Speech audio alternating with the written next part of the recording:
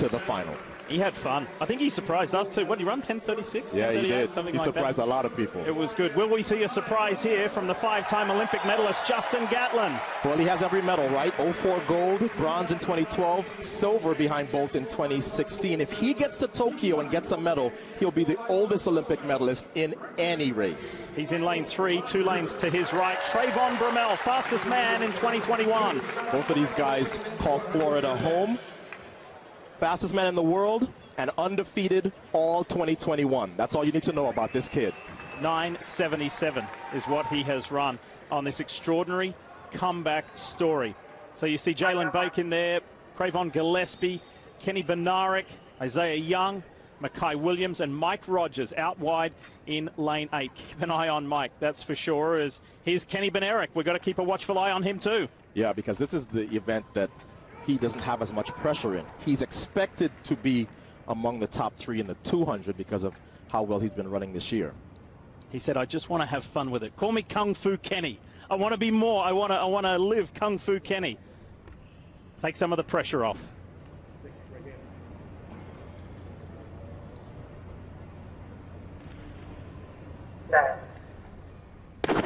Semi-final one of the men's 100. What kind of start did Trayvon Brommel get? With that red stripe across his chest. Gatlin's trying to go with him. Trayvon Brommel has the lead. Trayvon Brommel has the win and eases up at the finish to run 9:90. That was a Kenny Harrison kind of start. Just a little bit of wind in his face. The winds in Eugene, Oregon will go back and forth, negative and positive. But I think more importantly, the favorite to win these 100-meter rounds at the trials shows you why he's been undefeated this year, because when he gets a little bit of a gap, he doesn't give it back. He puts his foot onto the ground first. Creates a little bit of separation here. Look at Gatlin, 2 lanes to his left. But Brommel isn't giving any of it back. And he has enough of a cushion to back off a little bit at the end and still run 9:90. Gatlin in there with the auto cue in 3rd at 10 flat. And Benaric, who we said, no pressure. This is not an event where anybody was necessarily expecting him to factor. He's going to factor all right because he's into the final. 9:96 for Kung Fu Kenny. But it's all Trayvon Brommel with that 9:90. 26 miles an hour he hit in winning and running that 9.90.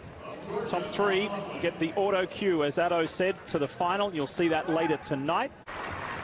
Christopher Belcher, Kyrie King, the high school standout of a few years ago, Matthew Bowling, Brian Henderson is in there. And in lane 3, keep an eye on Fred Curley. You know him better as the U.S. champion in the 400, but he says he's working on his speed, and the way he has been running in 2021, he has a chance to actually make this final, and then we'll see what he can do in the final. And beside him in lane 4 is Marvin Bracey Williams. He's already seen his training partner, Trayvon Brommel, qualify for the final.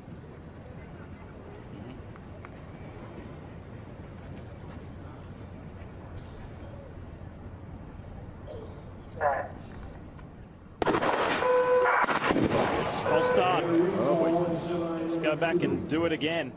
Do you know Ronnie Baker, who's starting in lane 5, we told you the story about his shoes. Interestingly, yesterday he said, I was blown away, Addo. He said, I stumbled out of the blocks and I almost ran a PB.